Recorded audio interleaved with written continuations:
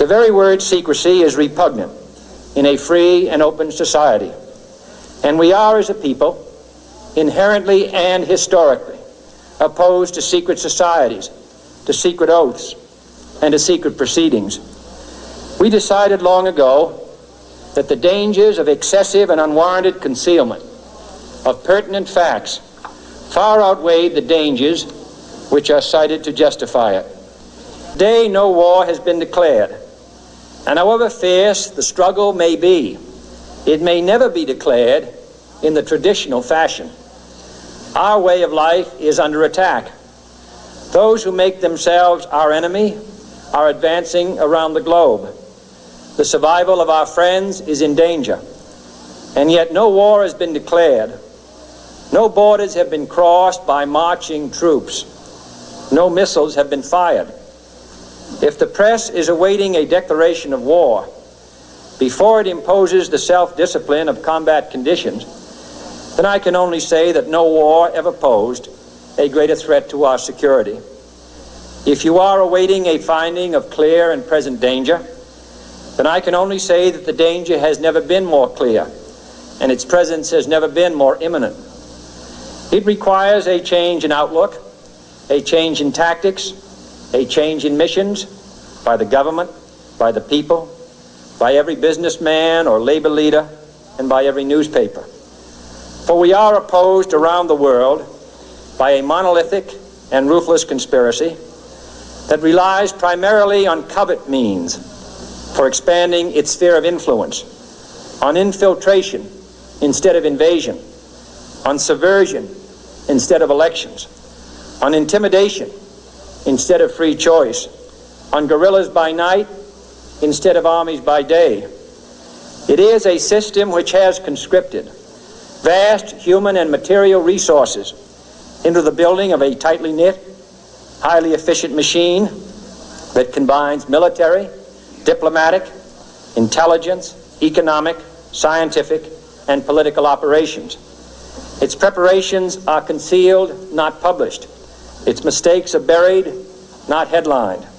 Its dissenters are silenced, not praised. No expenditure is questioned, no rumor is printed, no secret is revealed. Formerly acknowledged as the Star of David, the move to adopt this symbol for the flag of Israel angered many Jews who realized that the symbol is in fact not the Star of David, but a hexagram symbol that was used in the ancient mystery religions. Many anti-Zionist Jews have since gone on to participate in annual flag burning rituals. It is in the biblical figure of Solomon that we can trace the true origins of the six-pointed star or hexagram. Solomon called the star the talisman of Saturn, or what became known as the Seal of Solomon. As we see, the bull's head is enclosed in a six-pointed star and surrounded by the letters composing the name Remphan, the planetary genius of Saturn, according to the alphabet of the Magi. The bull represents Moloch worship, which we will look at shortly, but first we need to examine two passages from the Bible that provide more detail on Solomon. Kings 11, 1-5 in the Bible features this passage. But King Solomon loved many foreign women, as well as the daughter of Pharaoh, women of the Moabites, Ammonites, Edomites, Sidonians, and Hittites, from the nations of whom the Lord had said to the children of Israel, "You shall not intermarry with them, nor they with you. Surely they will turn away your hearts after their gods." Solomon clung to these in love, and he had 700 wives, princesses, and 300 concubines, and his wives turned away his heart. For it was so, when Solomon was old, that his wives turned his heart after other gods, and his heart was not loyal to the Lord, his God, as was the heart of his father David. For Solomon went after Ashtoreth, the goddess of the Sidonians, and after Milcom, the abomination of the Ammonites. Ashtoreth here is a female goddess and the same goddess as Ishtar in Babylon, Isis in Egypt. The Romans called her Diana, and the Greeks Artemis, and the symbol is Venus. Milcom here is a male god, and its root word means king or Baal. It is the same god that is referred to as Moloch, or Nimrod in Babylon, Osiris in Egypt, Baal in Sidon. There are overlaps with Zeus in Greek culture and Jupiter in Roman culture. The symbol is Saturn. As the passage makes clear, Solomon fell in love with the women of Egypt and began to worship these false gods. Two other passages from the Bible directly reference the symbol of the star, or the seal of Solomon, or the talisman of Saturn. But ye have borne the tabernacle of your Moloch, and Chion your images, the star of your God, which ye made to yourselves. In another passage, just before being stoned to death by the Jews, Stephen accused the Jewish leaders. And you took up the tent of Moloch, and the star of your god Remphan, the figures which you made, in order to worship them. As you see, the star in the Bible is directly correlated with the god Moloch and Remphan. Remphan is another word for Saturn. If you study the geometry of the star, you realize it has 6 points, forms 6 equilateral triangles, and its interior forms a 6-sided hexagon. The 6 points, 6 triangles, and 6 sides of the hexagon equate to 666, the specific number that the Bible designated as the mark of the beast, or Lucifer's number. As Revelation states, "Here is wisdom.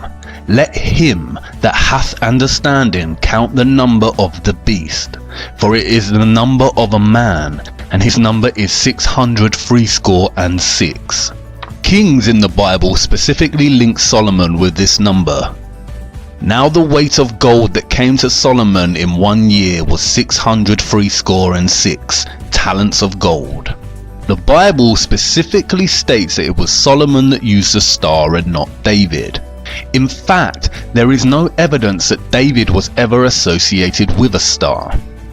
We've seen how Freemasonry had been infiltrated and overtaken by the Rothschild Illuminati agenda. Here is what Albert Pike, a Freemason in the 1800s, said about the secret society. Masonry is a search after light. That search leads us directly back, as you see, to the Kabbalah. Kabbalah is the key of the occult sciences. The true philosophy, known and practiced by Solomon, is the basis on which Masonry is founded. It is not only Albert Pike himself who reveals the links between Freemasonry, Solomon, and the Kabbalah. The symbolism of Freemasonry and the Illuminati all overlap with recurring themes of Saturn and the numerology of 666.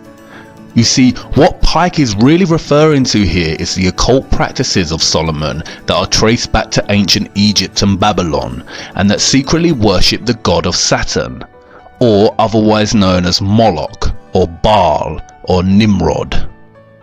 In 2012, NASA released yet another CGI image, this time of Saturn's North Pole. In addition to looking very fake and absurd, the image presents the world with what is termed as Saturn's hexagon. As you can see, when connecting the lines within a 6-sided hexagon, it produces other shapes.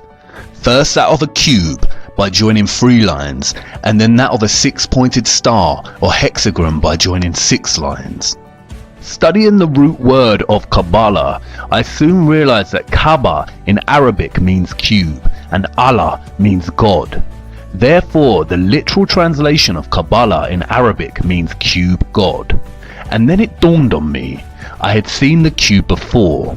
In fact, I had seen it everywhere. Here is the cube, or Kaaba, in Mecca that forms part of Muslim worship. As you can see, those worshipping the cube form circles around it, much like the rings of Saturn. Here are Orthodox Jews in their morning prayer, using the tefillin, or the black cube with scrolls inside attached to their foreheads. Here is the Pope with the 6-pointed seal of Solomon on his hat. Interestingly, if you take the 2D shape of the crucifix and begin to fold it into a 3D shape, it produces a cube. In Hinduism, the hexagram is more commonly known as Shakon. It is the union of Shiva, who represents the male, and Shakti, who represents the female. Hindus also refer to Shiva as Kabbalah Ishwara, the Lord of the Kabbalah. And did you know that there are huge monuments to the black cube throughout the world? Here is the 9/11 memorial from above. An inverted black cube within another inverted black cube. Furthermore, the Saturn symbolism is not just specific to religions and memorials. Even the everyday life of a so-called atheist is rife with Saturn symbolism. And this is not just limited to the cube itself or the star. The rings of Saturn populate our everyday world. We all live by the symbol of Saturn without realizing it. The symbol of Saturn is inextricable from the number 6. Saturn is the 6th planet from the Sun in the heliocentric model. Also, Saturn Day, or what we now refer to as Saturday, is the 6th day. If you look closer at the Freemason square and compass, it is indeed a broken 6-star hexagram. When linking the letters that spell Mason on the $1 bill, you get a 6-pointed hexagram with the Eye of Providence, or the Eye of Horus, specifically highlighted. Horus, again Egyptian gods. Saturn has also become inextricable with Satan or Lucifer. As Manly P. Hall writes, Saturn has also been associated with Satan, and this for numerous reasons. First, many authors argue that the word Satan is derived from the word Saturn. Second, Saturn is associated with the color black, as well as Satan. Third, ancients considered Saturn to be the furthest planet from the Sun, the latter being associated with the principle of good. Saturn is consequently the celestial body that is the less exposed to the Sun's divine light, and thus associated with the coldness of the principle of evil. Finally, the great god Pan, the horned deity, represented Saturn in ancient paganism. This half-man, half-goat creature is considered the ancestor of our modern depictions of Satan. Pan was a composite creature, the upper part, with the exception of his horns, being human, and the lower part in the form of a goat. The pipes of Pan signify the natural harmony of the spheres, and the god himself is a symbol of Saturn because this planet is enthroned in Capricorn, whose emblem is a goat. The pagan Pan also has other guises such as Baphomet, the half-goat, half-human, who has associations with Satan and Moloch. Like Saturn, Illuminati Freemasonry symbolism is prevalent throughout our society in the form of corporate logos and, as Albert Pike said, Freemasonry is the following of the philosophy of Solomon. It is also inextricable from the symbolism of Satanism. Here are some of the most recognized corporate logos we come across in our society today. Rebranding of old Masonic symbols and the emphasis on 666. 666, or the mark of the beast, is repeated throughout corporate symbolism. For instance, World Wide Web, or WWW in Jewish gematria, is 666. It is also used for the logo of the Monster energy drinks. It is also a recurring motif along with the single one eye of Providence. Many celebrities and politicians have been photographed making the 666 hand sign around the eyes. The sign forms a 6 and the 3 fingers indicates 3 score, or in other words, 666. Zechariah 11:17 mentions the eye in specific reference to straying from God and into Satan worship. Woe to the idle shepherd that leaveth the flock. The sword shall be upon his arm and upon his right eye. His arm shall be clean dried up, and his right eye shall be utterly darkened. And as we see again, many celebrities and famous people covering one eye, a gesture paying homage to the Eye of Horus, the Eye of Providence, and the darkened right eye of Satan. We also see many make the Horn of Canuto hand sign representative of Satan.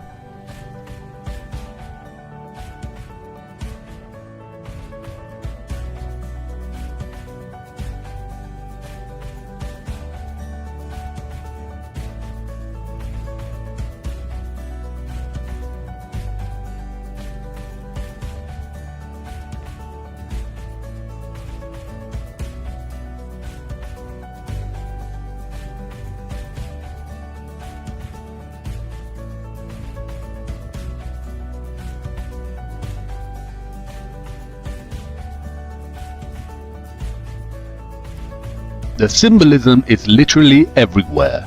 For instance, why does the Vatican's hall look like a serpent? What are the dark serpent-like figures behind the throne? And why was the Vatican's telescope initially named Lucifer? I could go on and on about the abundance of satanic, Saturn symbols in our culture, from the prevalence of Egyptian monuments to secret gestures such as the vow of silence and the Masonic one hidden hand, but I think you get the point. And there is a wealth of information out there if you want to pursue your own research. This video is only supposed to be a very basic overview of this type of symbolism. It becomes confusing because the same symbol of Saturn or Satan keeps appearing in different eras and cultures under different guises.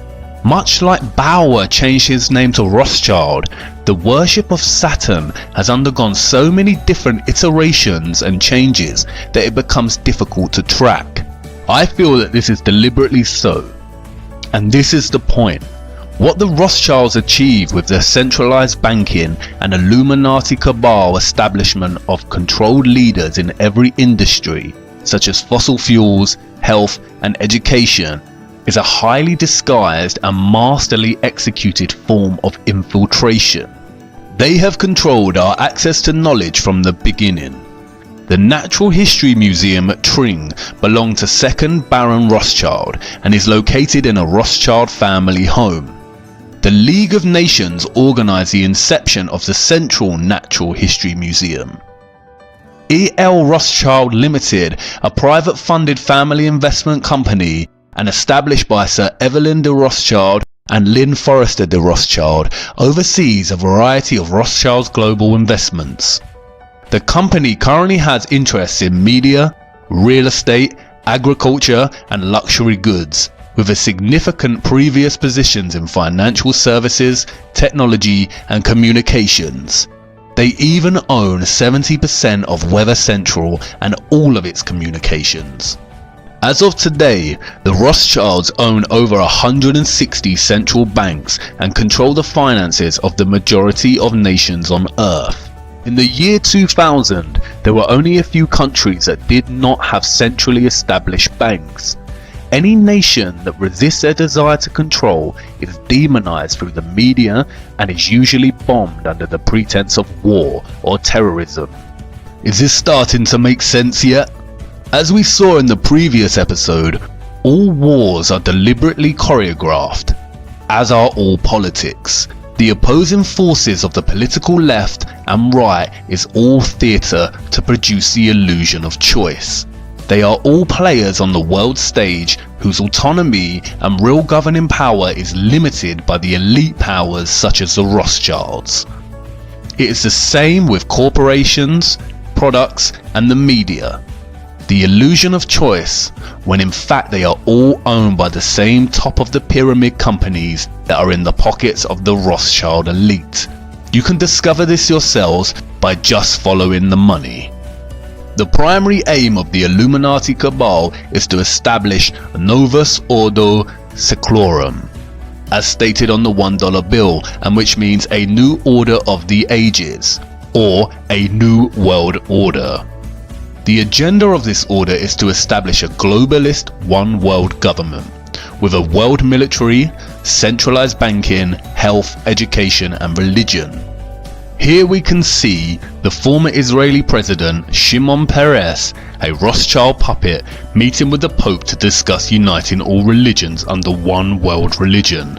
And I can bet you that the one world religion would carry the symbol of Saturn. Again, I will not go into much depth about globalism and the New World Order agenda. There is a wealth of material on the internet if you are interested.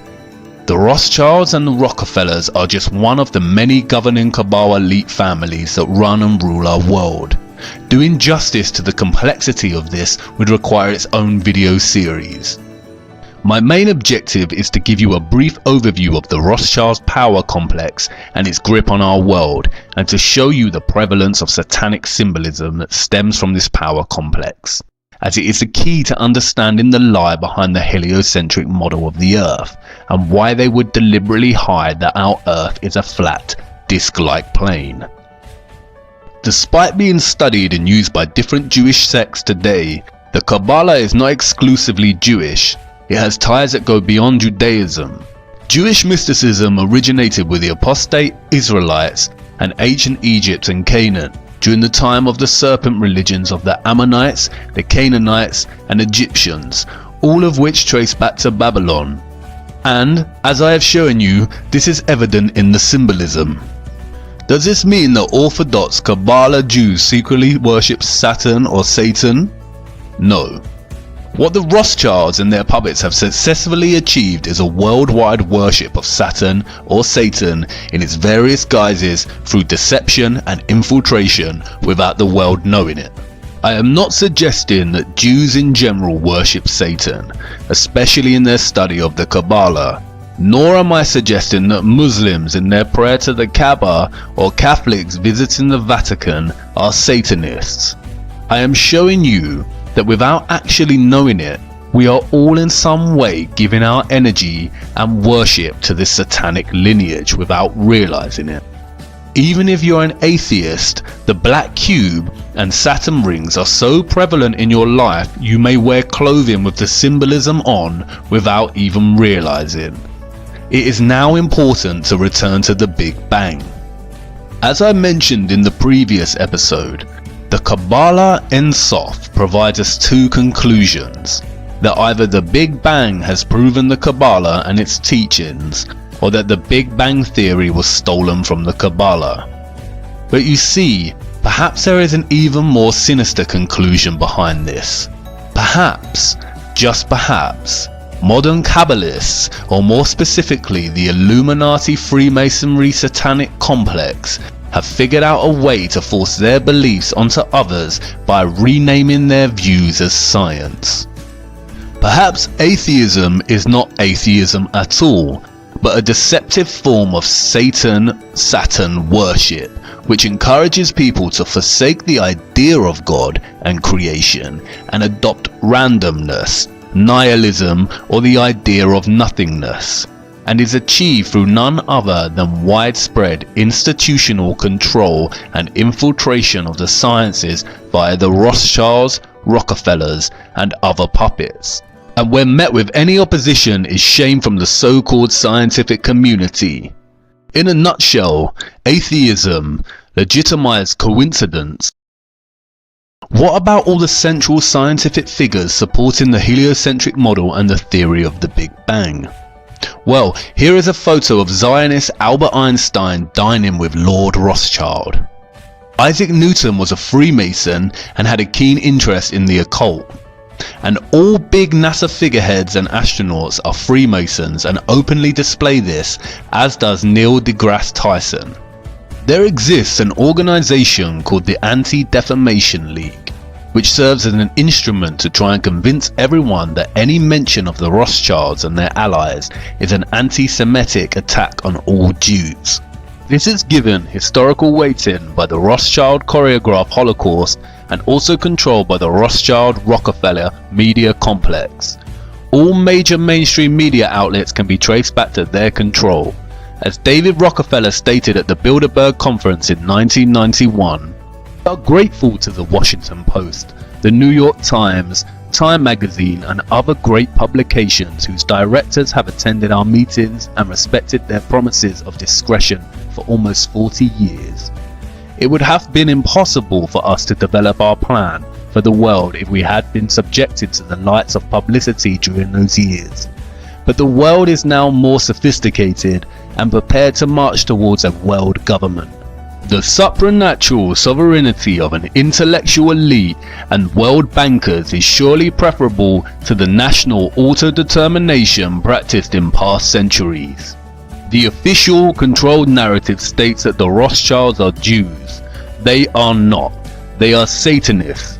Satanism is the hidden religion that rules the world, and its presence is so prevalent and insidiously woven into the fabric of our everyday lives it is shocking. Its method of control primarily centers around deceit.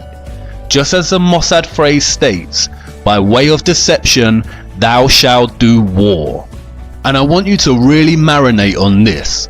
Imagine If you're that powerful that you literally own the majority of nations on Earth and most of the world's GDP, if you had an agenda, is there anything that would be able to prevent you? Would people in power or of fame be able to speak out against you without it having dire consequences? Really consider that kind of wealth and power. It is becoming more and more evident we have been deceived on the true nature of our Earth. And I understand that what I am telling you probably sounds just as ludicrous and ridiculous as when I first mentioned that the Earth is flat. And I know you are on the brink of turning this off and writing it off as garbage conspiracy theory. But let me tell you this, conspiracies are real. It's the lack of evidence that makes them a theory. Stay with me. As I said before, you cannot tell people the truth, you must show them. Do not take my word for it. I cannot just make claims that there is an elite body of people that worship Satan and have operated throughout time by deceiving the common people as to the true nature of the world, and that they have full control over all the information we receive. Prevalent Satan symbolism and the history of the Rothschilds is not enough proof or evidence. If Satanism is real, then I need to show you the true evil of such worship before I show you what they are covering up with NASA. Come with me now to part 7. We are nearly through this rabbit hole.